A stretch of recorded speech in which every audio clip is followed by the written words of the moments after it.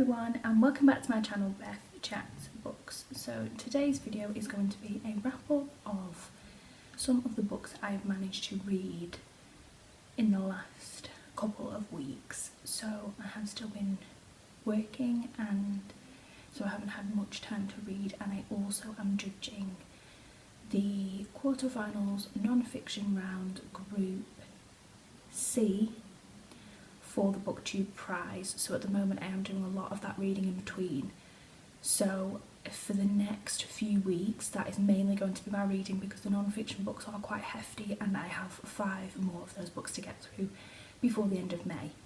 So I have another 2/3 library books as well, but they are renewed till June due to the libraries being closed because of coronavirus, so I will hopefully be able to read them as well before June. And then once I finish reading the quarterfinal books and the library books, then I'm free to kind of choose what books I want to read going forward, and I do have quite a lot on my shelves. But for now I've only managed to read 3 books, and one of them was one of the non-fiction books. So the first one I have read since we last checked in with one another, aside from obviously my Octofinals video, was The Dark Circle by Linda Grant. Now this was a perfect example for me, unfortunately, of a middle of the road kind of book.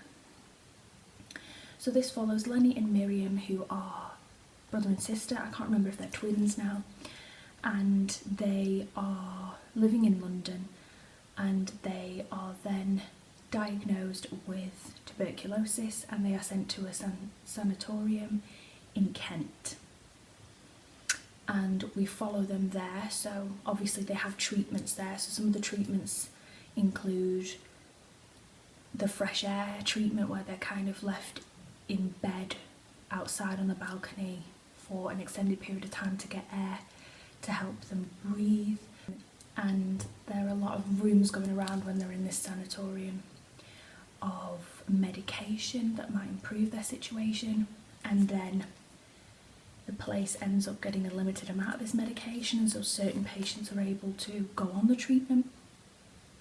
But it mainly focuses around Lenny and Miriam and the people they encounter while they're here. So Miriam ends up being a little bit more poorly than Lenny when they first get there, so she has to stay in her bed on the balcony with Valerie, who ends up being her roommate, and they strike up a friendship.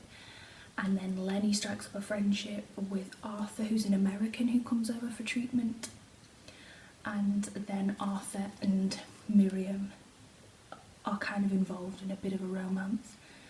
So this had all the potential to be an interesting read. I was really fascinated about these sanatoriums and about the treatment that tuberculosis patients endured, and this could have been a captivating historical fiction about that.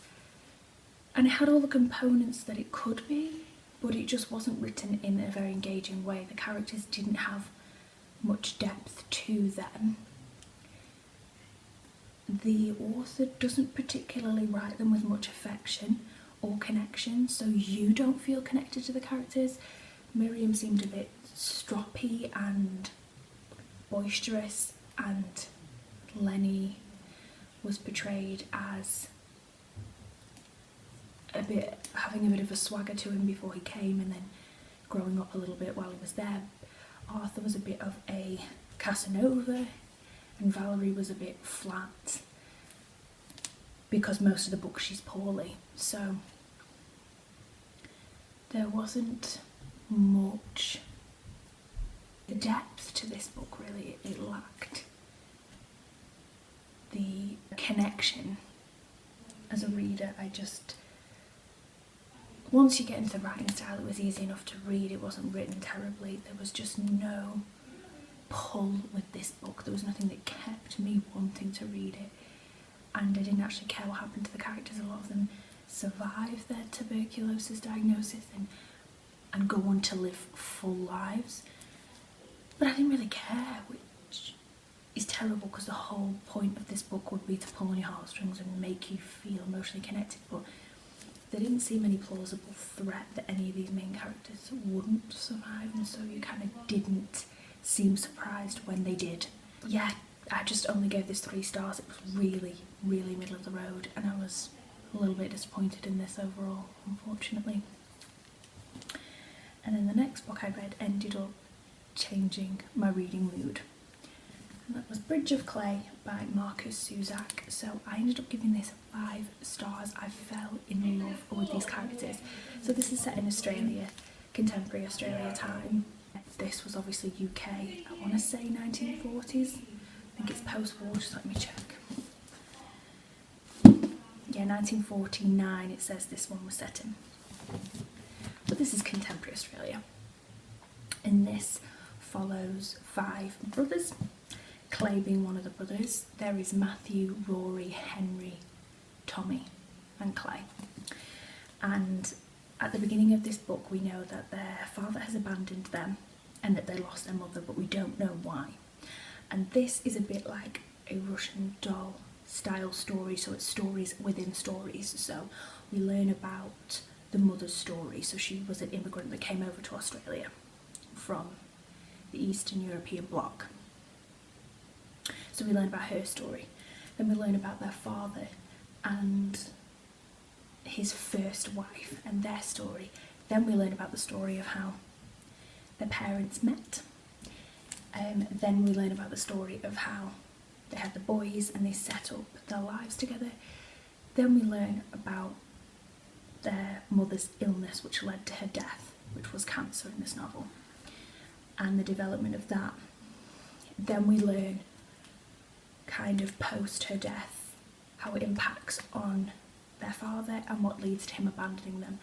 So it is stories within stories which eventually lead you to the end of where you're at with Clay, because interweaved in those Russian stories there's the second narrative of Clay leaving his brothers behind and going with his father to build a bridge. And in the end we kind of get to the present day where Clay is building this bridge with his father, but after we've gone through all those Russian doll kind of stories to get there. And I loved that throughout the book it has a lot of inner jokes between characters, places, events that we don't know about yet that are referenced, because this book is phrased from Matthew's point of view. Matthew is the narrator, which is the eldest brother, but he's talking about intimate things that happened in his parents' lives and in Clay's life. So Clay has an interesting relationship with a girl who is one of his neighbours, and it's platonic and then romantic, and Clay has obviously spent the time telling Matthew about it, so it's from Matthew's point of view, but he is inflecting it with Clay's personality and who Clay is. So Matthew will reference events and places and characters and inner jokes between him and Clay that we as a reader don't know yet until we get there. So there's a great payoff for sticking with this book, which I really enjoyed. And the boys are just so lovable. They're so rogue and untamed and unchained, and they use violence as a form of affection with each other, but in a really interesting way. I think anybody that has ever grown up with a brother or many brothers will understand that rough and tumble. I have a brother myself, so a lot of these references just brought me back to memories of childhood, of playtime and how girls and boys play in very different ways. And Clay being a runner really connected with me, because my brother really enjoys running and that's kind of his passion. So I grew an affection for the characters. What the other book lacked, this one had in droves. It allowed you to connect with all the boys, and even the ones that are a bit more rough and tumble than the others. Clay's quite a sensitive soul, and Tommy, the youngest, is especially very sensitive, and he loves his animals, and they all are quite fully formed, I think, considering there's so many brothers and they're so different. But yeah, it's quite a chunky book, and it does feel like an epic. It goes through their lives, and there's some really heartbreaking moments in this book. I really fell in love with their mother, and the loss of their mother is very poignant and sad. And I also found their father very endearing. He's very complicated, and him and Clay actually have a lot in common, and they process emotions in similar ways. And there's this tenderness to this book that I can't really encapsulating words. It's just beautiful, and I don't know how else to describe it. It's just stunningly written, and the thought that goes into this and how reflective it is, and it does have a bit of nostalgia, and these characters will stay with me for a long time. They imprinted very strongly while I was reading in my brain, and they were fully formed and fleshed, all of the characters and the complications of their lives, and the simplicity of building this bridge, but how it was a metaphor and an image of something bigger, of this kind of building back of the relationship between Clay and his father. And it just surprised me in the most pleasant way, and it really did take my breath away. So far I haven't found a book this year that I had that gut connection with, and that's why it's a 5-star read. So really loved this one.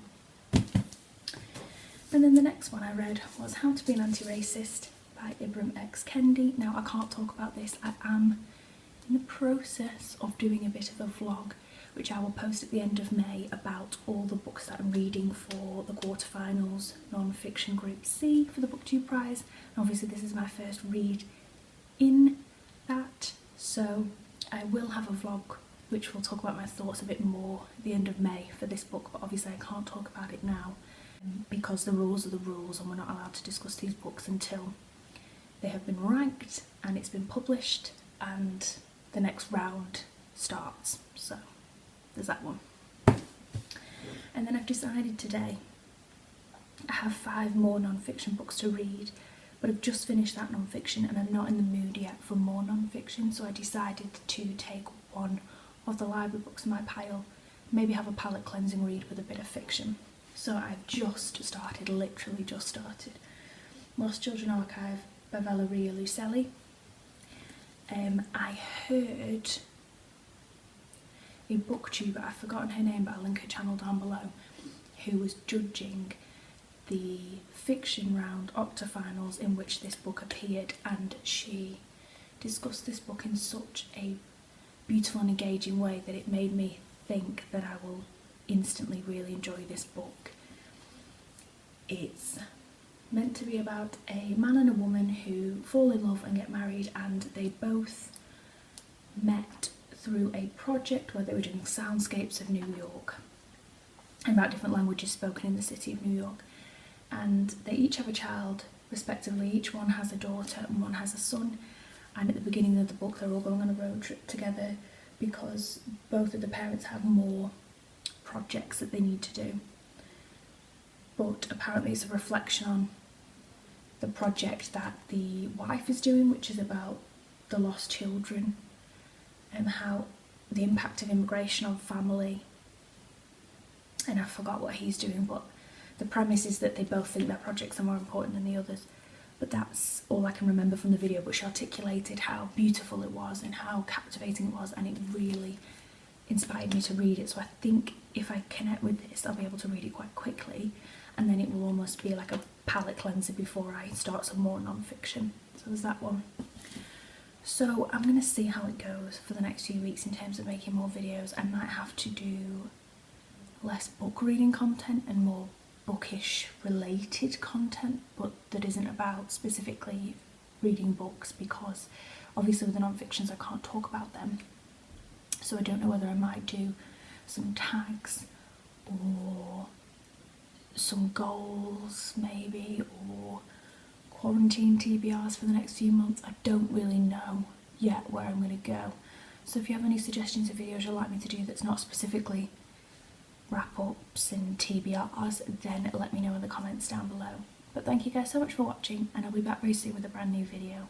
Bye now.